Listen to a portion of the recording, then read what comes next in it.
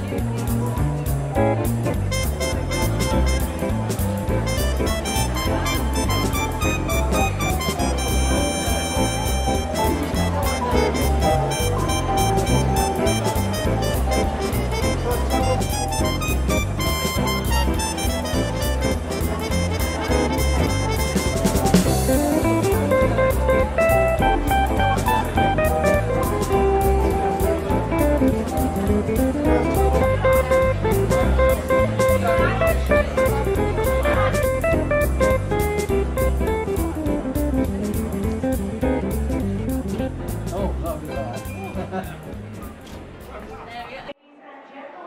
welcome to the atrium for your captain's gala reception. It gives me great pleasure to introduce you to the Master of Ventura. Would you please welcome Captain Steve Howard?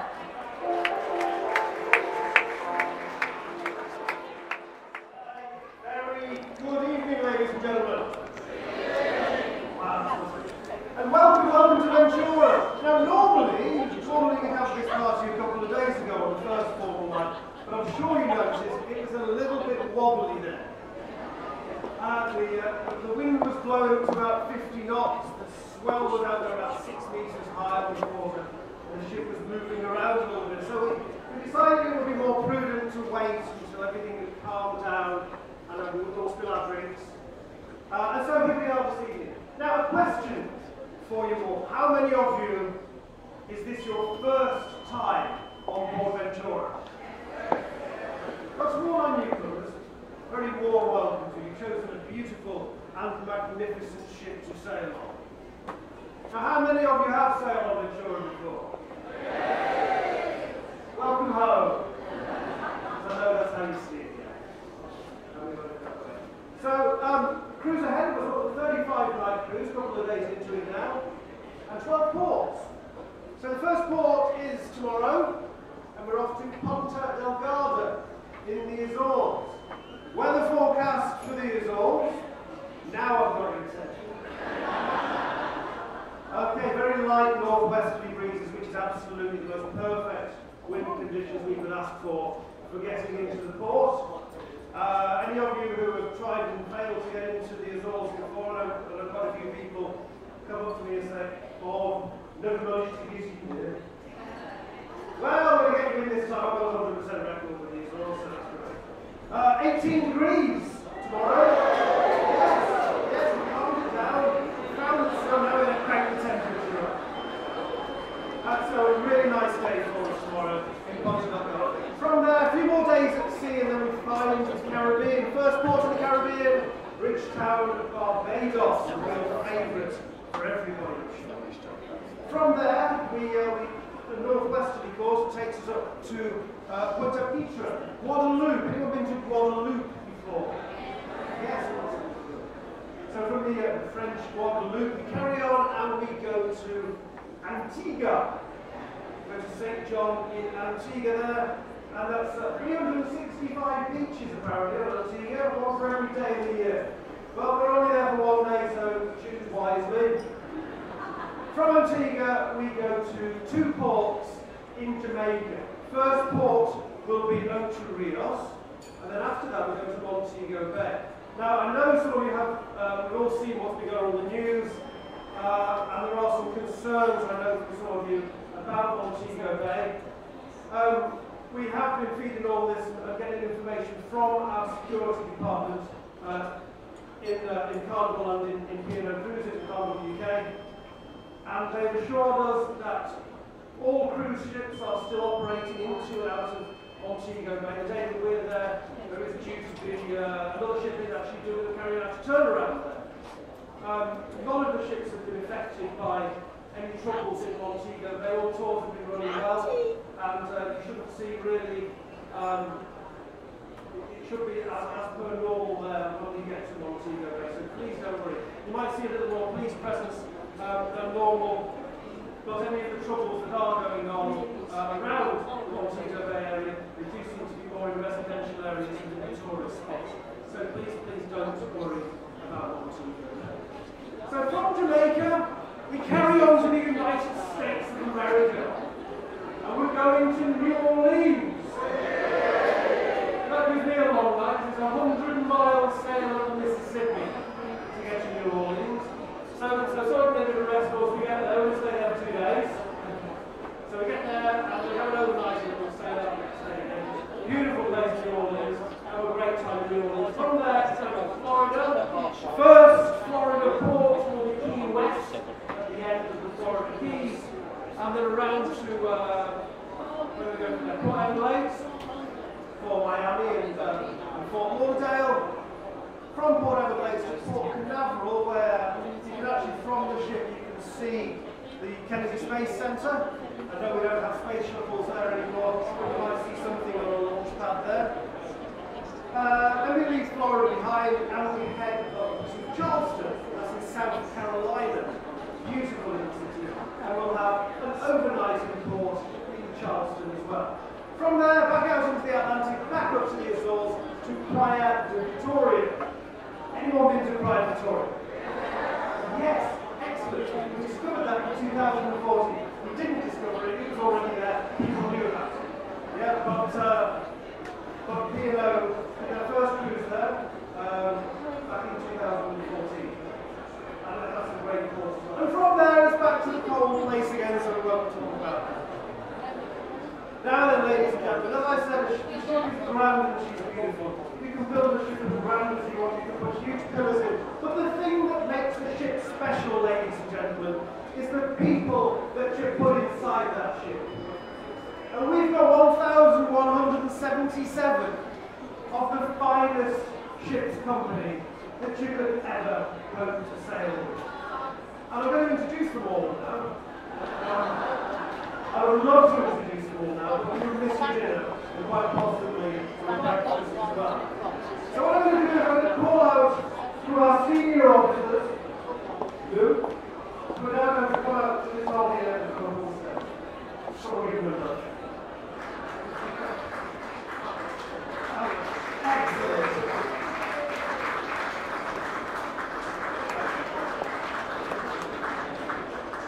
Right then, let's see who we've got here with me. My glasses next.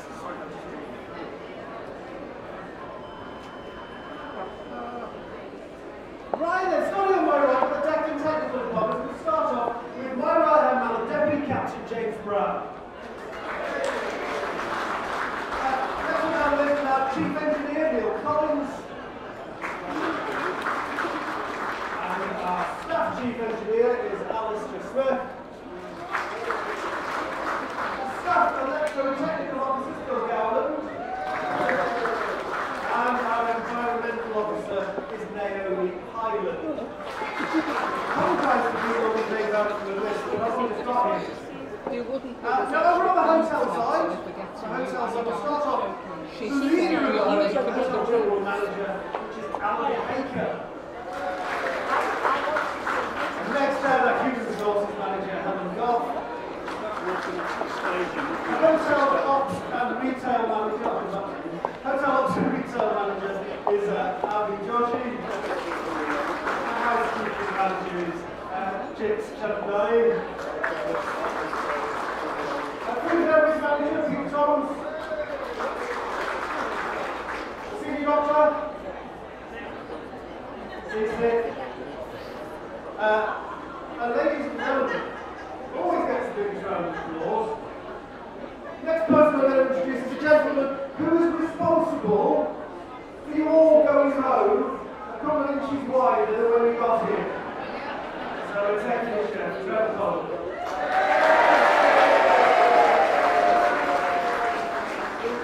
Well, ladies and gentlemen, we've got a month ahead of us, we're going to have a fantastic time.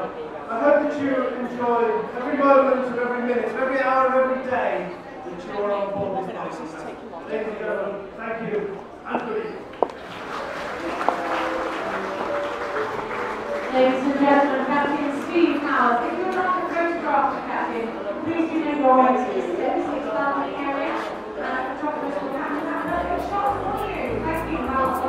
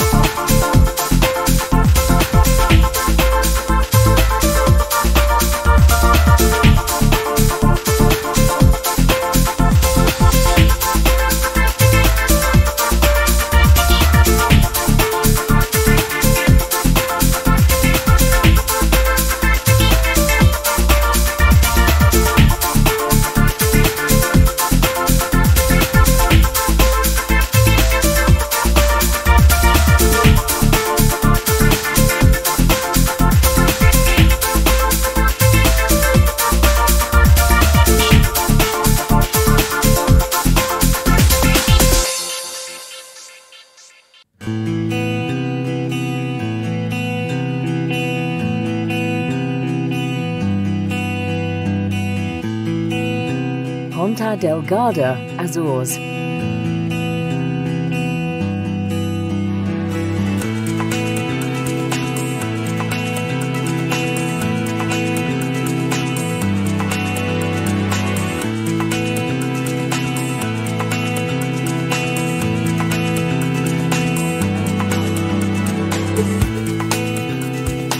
A strong Portuguese influence pervades Ponta Delgada.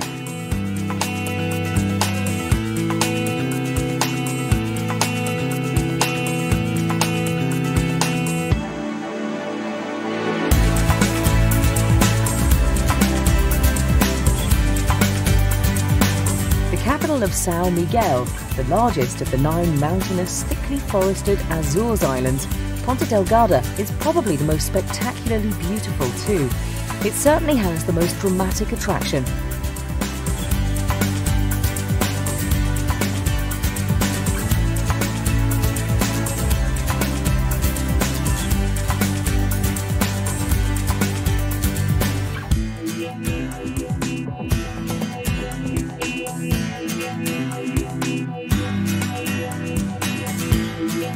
Set Citadades. This is a 15 square mile extinct volcanic crater in which 2 separate lakes are formed. One deep blue, the other emerald green. They make a remarkable sight, not to mention a great photo opportunity. There's also a chance to bathe in the volcanic streams and therapeutic sulphur springs where locals come to picnic, burying their stew pots and sweet corn so that they're cooked by natural heat.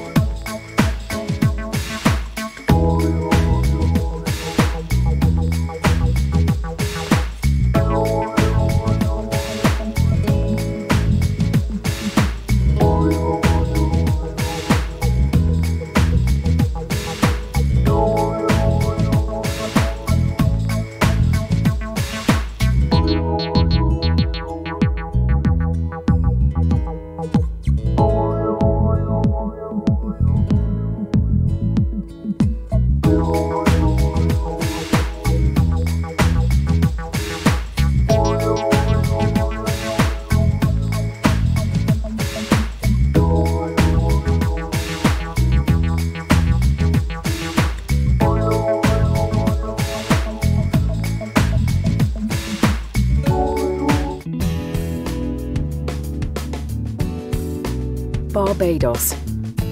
Watching the Atlantic surf crash down on the rugged east coast of this richly diverse island, and for a moment you may feel you could be on the Cornish coast, but the moment you hear the waves of gospel singing emanating from a tiny local church, you realise you couldn't be anywhere else but Barbados.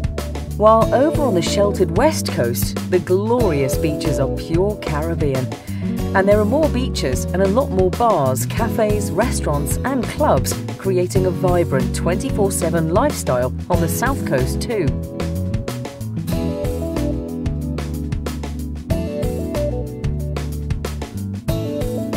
In the capital and cruise port, Bridgetown, there are intriguing signs of its British colonial past, while across the island, you are really spoilt for choice.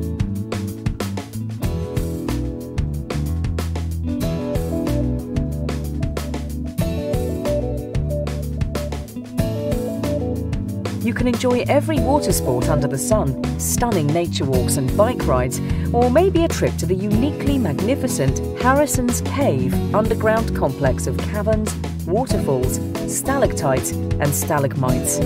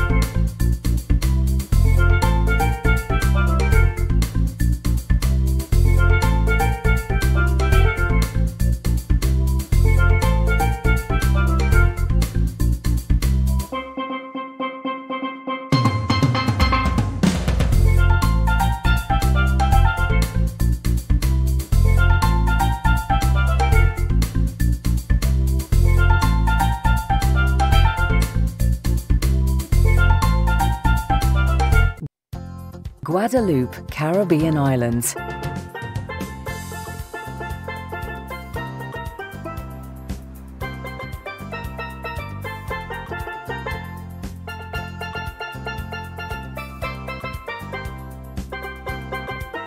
Guadeloupe is actually two islands, Grande Terre and Basse Terre, united by a causeway to form a gigantic emerald butterfly. Sample delicious spicy Creole flavours in any of Pointe-à-Pitre's neighbourhood restaurants.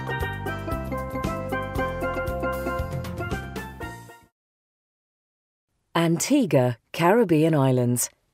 With over 365 beaches, there is a slice of white sand heaven for every day of the year, even a leap year, on the idyllic Caribbean holiday island, Antigua, which played host to Admiral Horatio Nelson's fleet in the late 1700s. Nelson's dockyard now bustles with crew and passengers from yachts and cruise ships sailing these waters for pleasure rather than for king and country. The main port, St. John's, is also the capital and a vibrant hub for shopping as well as being within easy range of some of the best beaches at Fort James, Deep Bay, Galley Bay and Hawksbill. Almost perfect weather conditions and low humidity due to the warm prevailing trade winds allows Antigua to boast of being the sunniest of the Eastern Caribbean islands, with the lowest annual rainfall.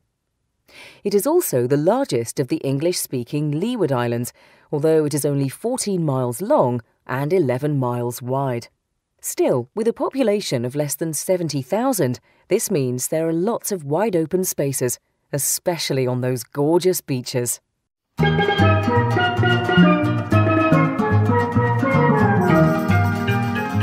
Ocho Rios, Jamaica.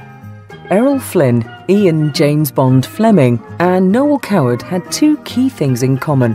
They all enjoyed the good things in life and they all chose to spend many years of their lives in Jamaica. The two were definitely connected. Ocho Rios is one of the island's most beautiful towns. Its name is a corruption of the Spanish for waterfalls, so it's no surprise that Jamaica's best-known attraction, Dunn's River Falls, is close by. The idea is to walk up this pretty waterfall, cascading straight into the Caribbean, before joining the reggae and rum beach party below. Also close by is a large, colourful craft market, where the haggling is as much fun as the buying. Equally colourful are the Shore Park Botanical Gardens on the outskirts of town. A must-see is Sir Noel Coward's house, Firefly, which has superb views over Port Maria, while another famous former local resident, Errol Flynn, is reputed to have invented one of the most popular Jamaican excursions, rafting. This involves sitting back on a bamboo raft just big enough for 2 passengers as a languid Jamaican slowly punts it downriver.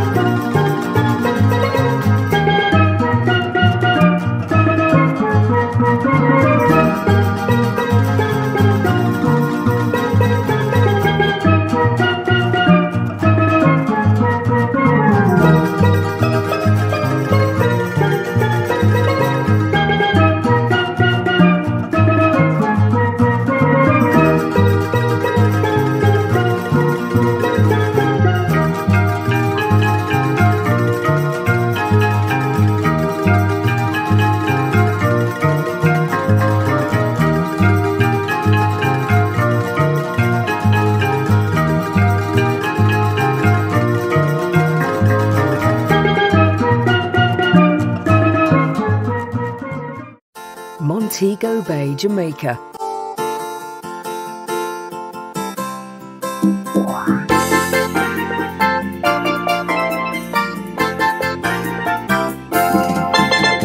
This is the most sophisticated of Jamaica's resorts, overlooking the famously glorious stretches of white sand, palm trees, and calm, clear waters are lush mountains dotted with gracious colonial homes.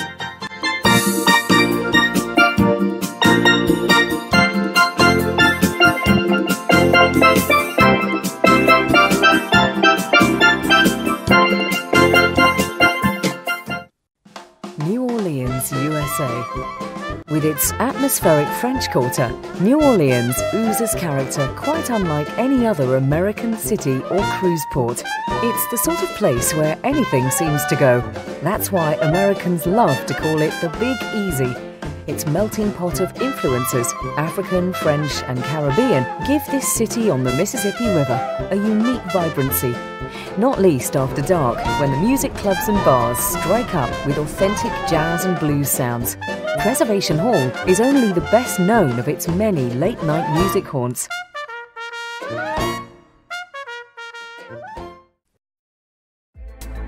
Key West, USA. The vibrant resort and cruise port Key West is the southernmost of the string of Florida Keys, so is just about as far south as you can travel in the USA. It's also just about the most laid-back anything-goes place anywhere in this vast, diverse country. It is unashamedly touristy, but it's also proud of its history. Ernest Hemingway's restored house-turned-museum is a must for any visitor interested in literary history. Look out for the six-toed cats, descendants of the author's own, which still live there. Key West is small and easy to stroll around with many lively bars offering live music, a range of shops and some superb restaurants serving the best steak and seafood. Duval Street is the main hub, while the Bahamian Quarter provides a glimpse of a far more traditional way of life created by settlers from Cuba and the Bahamas.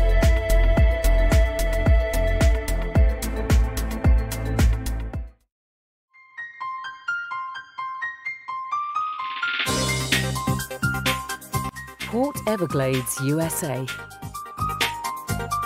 The vibrant metropolitan city and beautiful beach resort of Miami sits on the south coast of the US state of Florida. Boasting sun-soaked beaches, superb parks, world-class shopping and stunning skylines, it offers a fantastic selection of sights and attractions. The cosmopolitan atmosphere, cultural diversity and colourful art scene flourishes amongst its eclectic mix of communities and districts. South Beach is where it all happens, and here you'll find up-and-coming galleries, theatres, as well as trendy restaurants and bars. Some of the city's most popular spots include the Metro Zoo, the Seaquarium and Miami's Miracle Mile.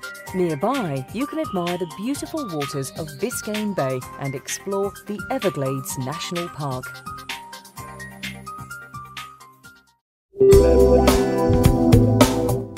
Port Canaveral, United States of America. Port Canaveral is the gateway to Orlando, home of killer whales, white-knuckle rides and Walt Disney. MGM Studios, the Magical Kingdom and the original Disney World are the places to make your childhood fantasies come true.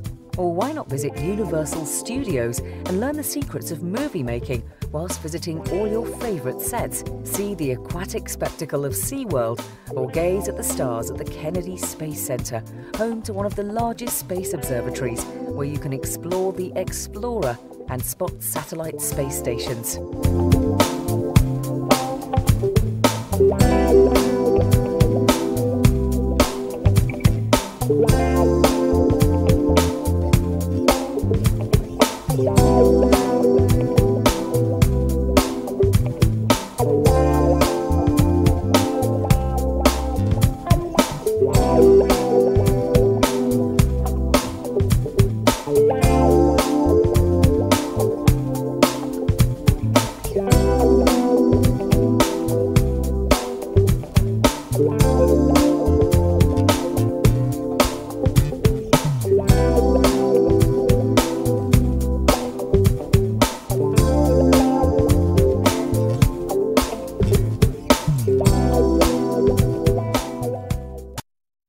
Charleston, South Carolina, USA. Nestled on South Carolina's Atlantic coast, the colonial port of Charleston is the oldest city in the state and claims to be one of America's loveliest. Originally an important seaport and major slave trading center, today the cobblestone streets of Charleston's large downtown district are lined with tall, narrow houses flaunting ornate iron balconies, wooden shutters and shaded porches, timeless features of Southern architecture. Amongst piazzas and plantations,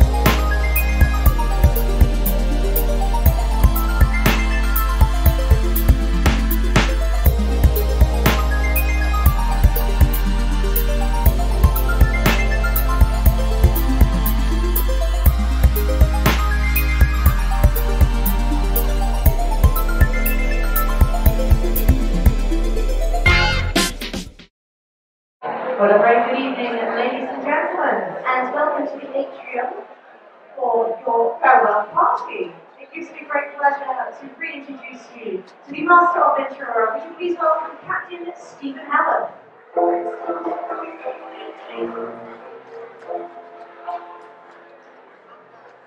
Well, a very good evening, ladies and gentlemen. Is it really a month ago that I last stood here and welcomed you all on board? We've all been together a month now. Oh, what a lot of ports we've visited since then. Anybody remember going to the Azores?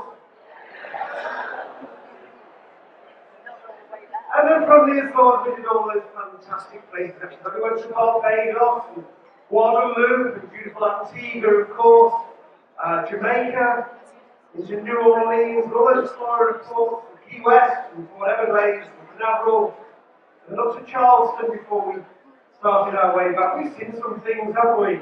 We've seen tea plantations and volcanic lakes. We've seen golden beaches. We've seen rum distilleries. We've seen pirate ships, spaceships. We've seen a huge mouse and a huge duck, some of us. You've been on movie sets. You've done a million other adventures as well, and what a wonderful time everybody's had.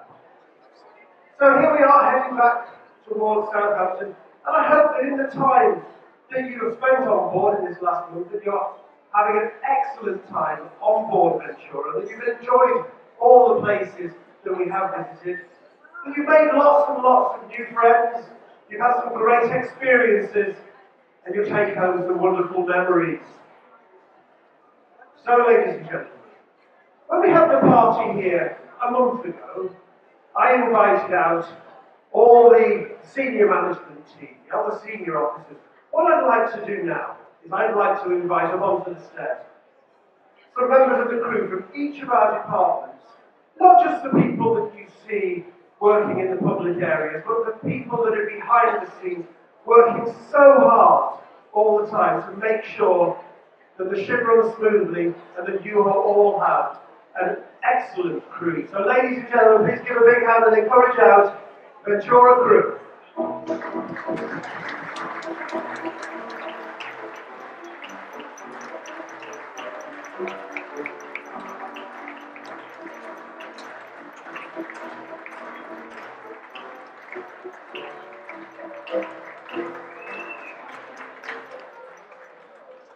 So, who've we got? Let's have a look through the list. So over on this side here, on my right, we've got from the Human Resources team at Hotel Traders, Charmaine.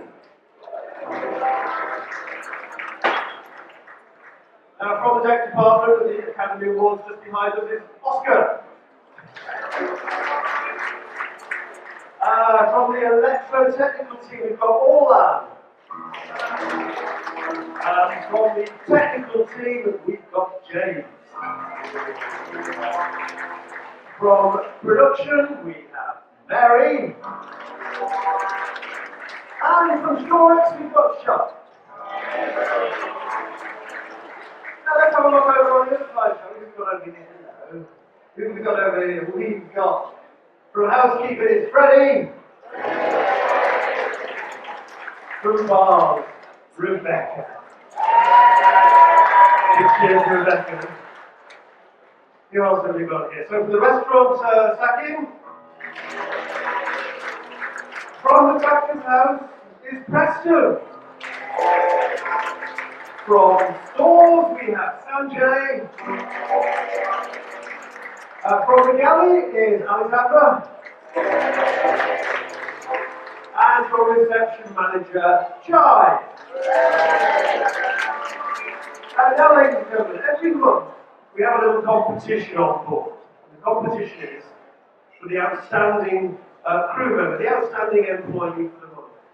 If there's somebody on board the ship, some crew member on board the ship, who has done something extra special for you, who's gone the extra mile for you, done something completely outstanding, then please fill in one of the cards for me. Give them to the reception desk, because we've all put them into a drawer, and the crew's done these in as well. And at the end of the month, we have a big meeting to work out who our favourite person for the month is, our outstanding employee, and they get the award for the month, they get a nice prize. And I would like to introduce the February winner of our Outstanding Employee of the Month, and it's Rob Carpenter.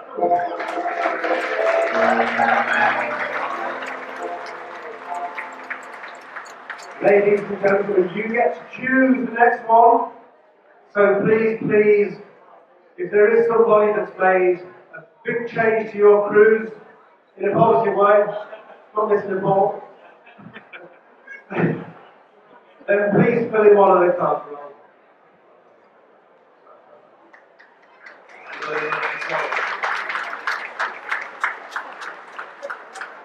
So ladies and gentlemen, still a few days ahead of us before we get back to Southampton. On behalf of all of us at P&O Cruises, I would like to thank you all for being a tremendous group of guests on board. We all love you and we want to see you come back very soon. So ladies and gentlemen, thank you, enjoy the rest of the cruise, and good evening.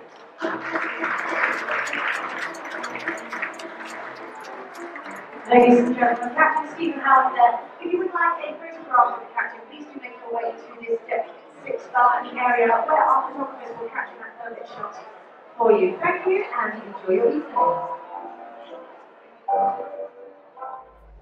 Welcome to the bridge. This is the starboard side of the bridge and mainly used for when we're coming alongside starboard side too. So we have all of the controls on the starboard side pretty much identical to the controls we would have in the centre line. Again, it is used to gain better aspect for when we're coming alongside. We're going to run through some of the equipment on board the bridge on the starboard side, such as the telegraph we have in front of us here. That's to obviously increase, decrease speeds and even stop. We have the thruster control panel as well to help us come alongside. We use the thrusters to bring us onto the berth before we make fast and tie up alongside. We also have the steering controls on the starboard side, and we also have multifunctional display systems to display the wind speeds, the direction of the winds, quite important for when we're coming alongside. So we know whether we're being set onto the berth or we're being blown away from the berth, which means we'd have to put on more thrusters to help us gain more control. Use the bridge wings again, so when we're making an alteration to port, we'll get the lookouts to go over to the port quarter or the starboard quarter and check depending on what side we're turning, and they'll normally check whether the starboard quarter is clear, and what they do is they just look down this part of the ship for the starboard quarter, and if it's clear as it is today, they will let the navigator know all clear to starboard, and then we will then proceed to make the turn. We use radar and a lot of electronic equipment, but our primary means is still very much visual. We don't completely rely on the electronics of the bridge, as reliable as it is. Well, ladies and gentlemen, you're probably wondering where the steering wheel is. Unfortunately, it's not as big as it used to be. We now use the steering, and it's controlled by these two controls here. So we have a starboard steering and we have the port steering. We have a master and we have a slave. This is what we now use to steer the ship. To change the course of the ship, we use this joystick right here. So if we want to go to port, we move it to the left, and if we want to go to starboard, we move it to the right.